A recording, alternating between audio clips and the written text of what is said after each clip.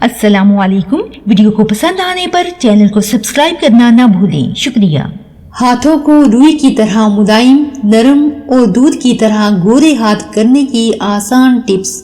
Number 1, अगर आपकी हथेलियां सख्त और खुदरी हो गई हों तो थोड़ा नींबू का रस और 1 चाय का चमचा शक्कर लेकर मिलाएं और हाथों के दरमियान लगाकर आहिस्ता आहिस्ता रगड़ें यहाँ तक कि शक्कर घुल जाए। 2-3 दिन रोजाना करें, हाथ रुई की तरह मुलायम हो जाएंगे।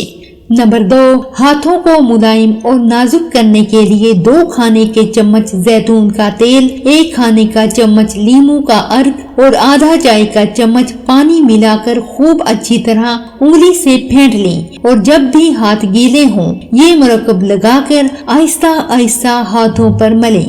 नंबर 3, हाथ गोरे करने के लिए दूध और शहद मिलाकर हाथों पर साबुन की तरह लगाएं और थोड़ी देर बाद धो लें।